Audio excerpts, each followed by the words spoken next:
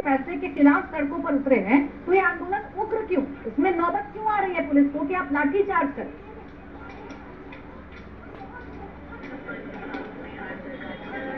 जी हाँ, बिल्कुल। यही सवाल कई लोगों के मन में भी है कि आखिर इस मामले में आखिर इस तरह के उग्र प्रदर्शन की क्या आवश्यकता है। और इसके बाद ये देखिए कि भारत सरकार ने भी जो कहा है उसमें सुप्रीम कोर्ट के जो भी फैसले थे उसको लेकर भारत सरकार ने अपना स्टैंड साफ कर दिया है कि वो इसको नहीं मानती है। इसके बाद भी लगातार उसी तरह की नारेबाजी हो रही है, उसको लेकर भारत सरकार के खिलाफ यहाँ नारेबाजी भी की गई, यहाँ तक कि सुप्रीम कोर्ट के खिलाफ भी यहाँ पर लोग नारेबाजी कर रहे हैं। तो ये जाहिर है राजनीति का जो एक चेहरा है वो साफ तौर पर दिखाई दे रहा है और हर जो दल है अपनी अपनी सुविधा के अनुसार बिल्कुल देखिए अपने अपनी वोट बैंक को साधना है और इसलिए अपने अपने लिहाज से यूं कहूँ अपनी अपनी सुविधा के लिहाज से इस बंद पर अपना स्टैंड क्लियर कर रहे हैं राजनीतिक दल। आप नीतीश हमारे साथ बने रहिएगा।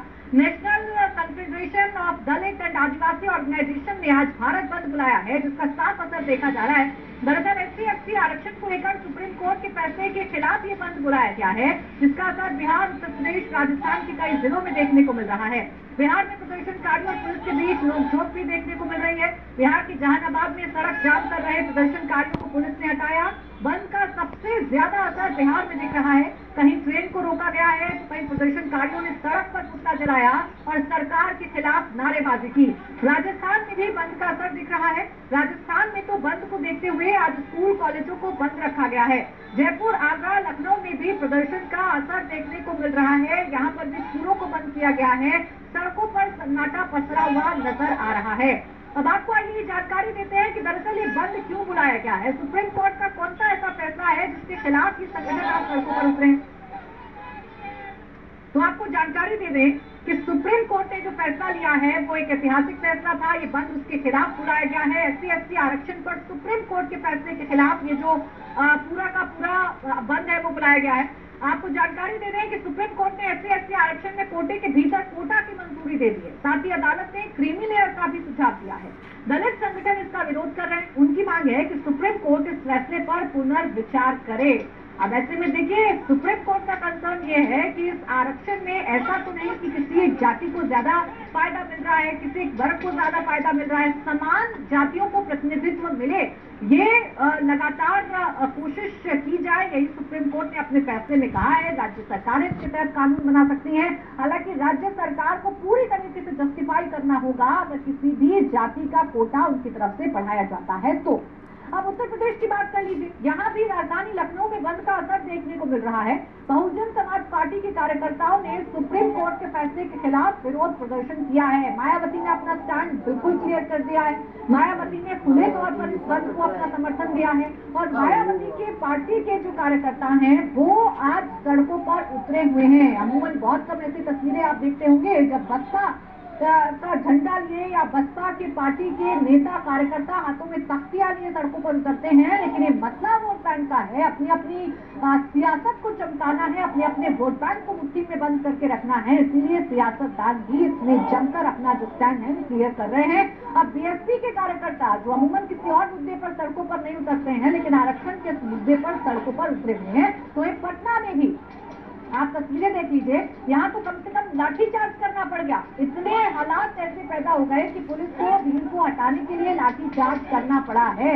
हालांकि पुलिस ये कह रही है कि बार बार समझाया जा रहा था कि और दूसरे लोगों को तकलीफ ना हो या आंदोलन शांतिपूर्ण तरीके से करें, लेकिन जैसे ही उग्र हुआ वैसे ही लाठीचार्ज करना पड़ा है।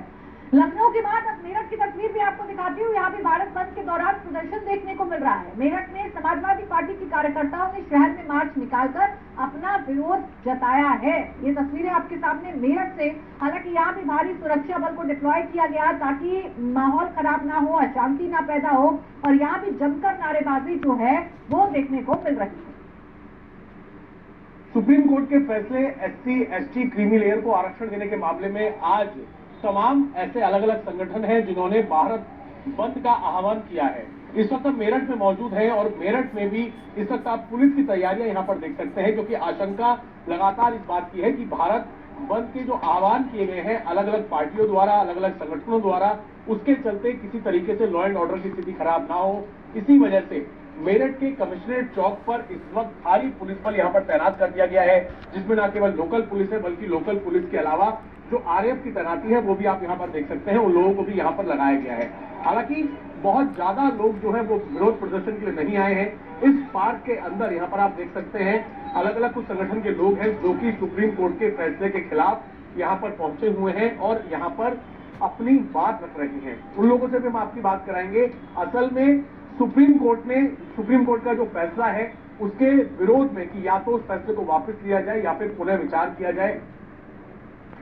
इसके साथ ही साथ राजस्थान के अजमेर में भी बंद का असर देखने को मिल रहा है। प्रदर्शनकारियों ने बाइक और गाड़ी से सुप्रीम कोर्ट के फैसले के विरोध में शहर में रैली निकाली है। तो देखिए राजस्थान में भी जगह जगह बंद का असर देखने को मिल रहा है। सुप्रीम कोर्ट का फैसला कोटे में कोटे देने का ये फैसला है। राज्य सरकारों को इसके लिए हिदायत भी दी गई है, लेकिन इस फैसले का विरोध अलग अलग संगठनों की तरफ से किया जा रहा है। अजमेर में जहां बाइक रैली निकाली गई है, वाहनों के द्वारा झंडे लगाकर अपनी बात को देश के सामने रखने की कोशिश की गई है, तो दूसरी तरफ पटना के हालात को आप लगातार देख ही रहे हैं। यहाँ डाक बंगला चौराहे पर लोग इकट्ठा होने की कोशिश कर रहे थे। पुलिस ने तय सीमा तक आगे जाने की इजाजत दे रही थी।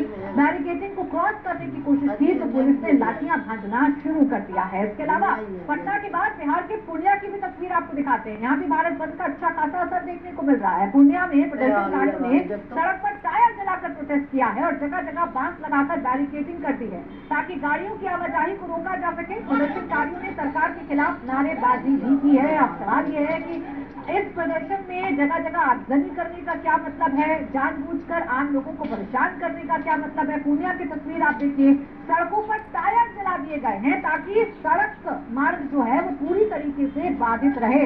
हालांकि पुलिस कोशिश कर रही है कि यहाँ से इन आंदोलनकारियों को, प्रदर्शनकारियों को हटाया जाए और इस सड़क को खोल दिया जाए, लेकिन फिलहाल संघर्ष की स्थिति आप जरूर देख सकते हैं। बिहार में सबसे ज्यादा असर इस पूरे फैसले का देखने को मिल रहा है, इस बंद का देखने को मिल रहा है। आपको पूर्णिया के बाद बिहार के ही जहानाबाद की भी तस्वीर दिखा देती हूँ। यहाँ भी पुलिस और प्रदर्शनकारियों के बीच नोकझोंक हुई है। आज सुबह से ही प्रदर्शनकारियों ने सड़क को ब्लॉक कर दिया था, जिससे जाम लग गया। जबकि आज बिहार में पुलिस भर्ती की परीक्षा है, ऐसे में परीक्षार्थियों को एग्जाम सेंटर पर पहुंचने में दिक्कत का सामना करना पड़ रहा है। पुलिस भर्ती एग्जाम को देखते हुए पुलिस ने प्रदर्शनकारियों को वहां से हटाया। पुलिस ने 5 लोगों को हिरासत में ले लिया है। दरअसल नगर थाना क्षेत्र के ऊंटा मोड़ के पास प्रदर्शनकारी 2 घंटे से बीच रोड पर खड़े थे, जिस वजह से ट्रैफिक लग गया। पुलिस ने प्रदर्शनकारियों को समझाने की कोशिश की, लेकिन वो पुलिस से हाथापाई करने लगे। तस्वीरें आपके सामने है। एक तरफ पटना में तो लाठीचार्ज करना ही पड़ा, जहानाबाद में भी स्थिति कुछ ऐसी पैदा हुई। जब पुलिस समझाने की कोशिश कर रही थी तो लोग समझने की बजाय पुलिस को धक्का देते हुए नजर आ रहे हैं। जिसके बाद सुरक्षा बलों ने भी मोर्चा संभाला।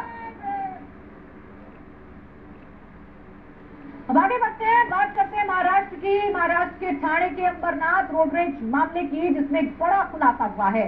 ठाणे पुलिस ने बड़ा खुलासा किया है। ठाणे पुलिस का कहना है कि